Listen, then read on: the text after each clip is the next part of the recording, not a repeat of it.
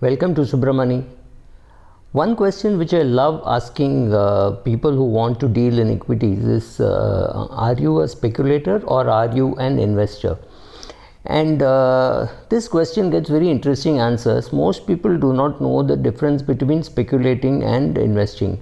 And if you think it is easy to know the difference, let me tell you that even where would you go to find out the difference? Obviously you would go back to the original and say, let me pick up Benjamin Graham and Dodd's 1934 book of security analysis. That's where they have defined speculation and investing. However, by the time Graham came to his book, the greatest book, if you've read security analysis, that was a 1934 book.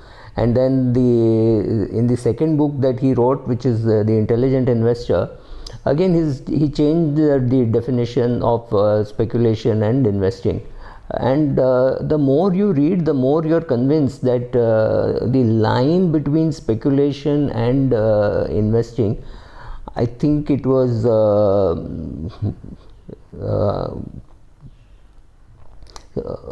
it was John Bogle who said the distinction between speculation and investment seems to be lost, or something to that effect, right? So what happens is, when you take simple words like speculation and investing, you normally think that people would know the difference, or you yourself would know the difference, till you try putting pen to paper and saying what is the difference.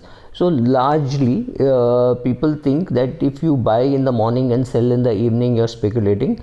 However, if you buy with a view of earning money with appreciation over a long period of time, that is investing.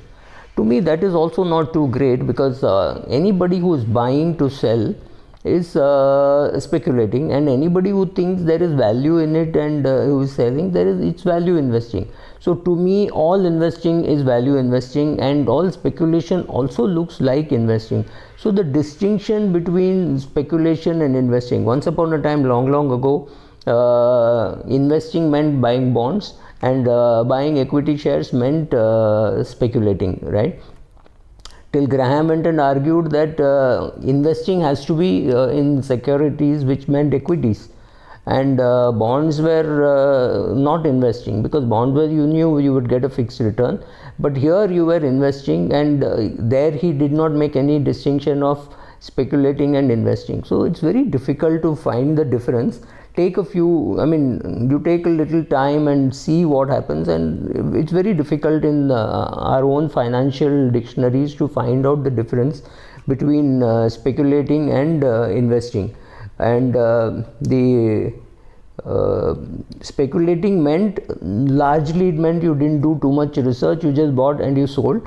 So over the years, the word speculation has been demonized into saying, oh, he's a speculator or he's a trader. It's not seen very nice. Whereas I still remember in some book which I read, the man who bought and sold quickly was the speculator, and the gentleman who bought and held for a long period of time to get 8% dividend was the investor. So the investor was a gentleman and the speculator was just a man, right? So this is how the speculator was demonized, but it is a speculator who gives you market depth. I'm not getting into whether speculation is good or bad, but the definitions itself have changed over a period of time, right?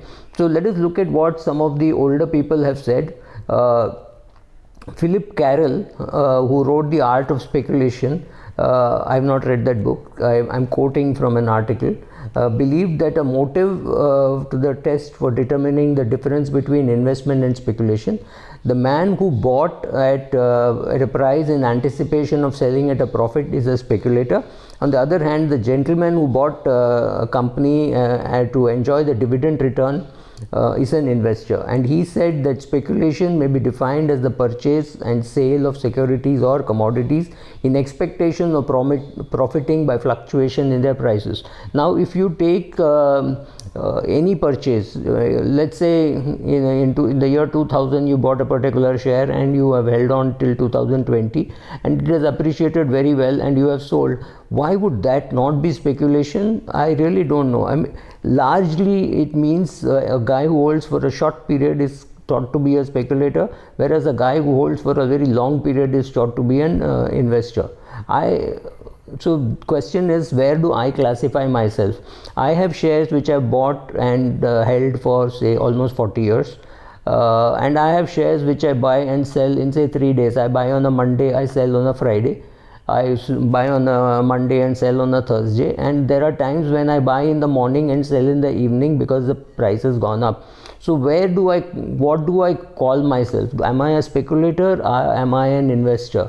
I find that some investment decisions look so good so quickly that you feel like selling it off. So at the time when I bought it, it looked like an investment, but within a month, if it gives me a 20% rise or a 30% jump, it's impossible to sustain. Is that what I feel? Because I've already reached my target and I sell off. So in 30 days, if I get a 30% return, I know it is not a sustainable return for whatever reasons.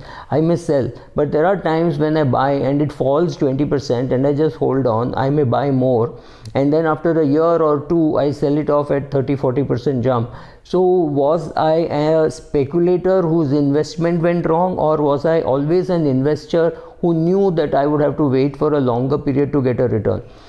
Is my speculation gone wrong being termed as an investment, or am I really an investor? It's very difficult, because the discipline within your head saying is this investment or is this speculation is very difficult to make. So the question you have to constantly ask yourself, what is your speculative portfolio and what is your investment portfolio? That is something which I do. I keep my portfolios in two separate places. I keep my investment portfolio separate and I keep my speculative portfolio separate. Believe me, some shares could be there in both the places. I could have Bharti as a long-term investor and Bharti as a trader. So in my trading portfolio, I may trade it for 5 rupees, 7 rupees, depending on the position I take, or even 45 rupees, 50 rupees based on the position that I take, right? So whereas in my investment portfolio, I may just wait for it to become a multi-bagger. I may have bought it at 80 rupees or 90 rupees and just held on, not sold it even at 600. But my trading portfolio, I may have sold it at 500. I may have bought it at 510, sold it at a loss, then bought it again. I would have done all those kind of things. So making the distinction about long term and short term, I don't know, it does not fit me in my mind. That that does not look like enough of a distinction for security, for knowing whether it is speculation or. So let us go to what Benjamin Graham says in his old book, which is Security Analysis, which is 1934 book. There he says an investment operation, please understand, he does not call it investing. He says investment operation is one which upon thorough analysis promises safety of principal and a satisfactory return. Operations not meeting these requirements are speculative. And he says, but the same person in 1949 says, while we have clung tenaciously to this definition, it is worthwhile noting the radical change that has occurred in the use of the term investor during this period. Now, if you watch television, everybody is called an investor, nobody is called a speculator, because it's not something which anybody identifies. So even the person who tells you, who does a chart analysis and tells you buy at this price, this is the stop loss, this is the target, all within 5 rupees of each other or 2 rupees of each other, he also calls you an investor. So nobody likes to be called a speculator. So even when I am speculating, I call myself an investor, because I don't know why, because that word is not very much liked. And Graham was concerned with the word investor being applied to everybody. Anybody who was buying for the short term was also calling himself investor, and that was hurting the gentleman who thought that speculators are short term people and investors are long term people who buy and hold for dividends and things like that. I do not know. To me, that definition also doesn't hold, doesn't look to be very great. But one thing about Graham is he also says, since there is no single definition of investment in general acceptance, authorities have the right to define it pretty much as they please. Many of them deny that there is any useful or dependable difference between the concepts of investment and speculation. We think this is unnecessary and harmful. It is injurious too. But what Keynes said is more interesting, and Keynes said the state of long-term expectation, he got right to the point and said, appropriate the term speculation for the activity of forecasting the psychology of the market.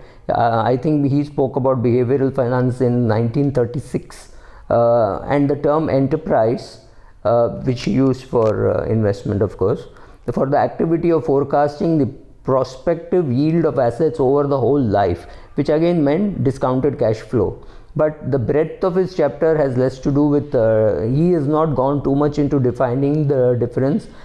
John Bogle later on said the distinction between the two has gone, which means he said speculation and investment is indistinguishable. So the fact is, all market activity depends on momentum. So you could be buying some pharma company share, hoping to hold on for a long time, but in the short run it gives you such a sensational return. For example, you bought Sun Pharma at 325 and then you suddenly found it at 500 within a month or two. You may have decided that you have more than achieved your return, and so you got out, and then you waited for the price to come down and maybe bought it after 2 months or 3 months again, now this time as an investor. So the line between speculation and investing is more or less dead. Don't try too hard. Thank you.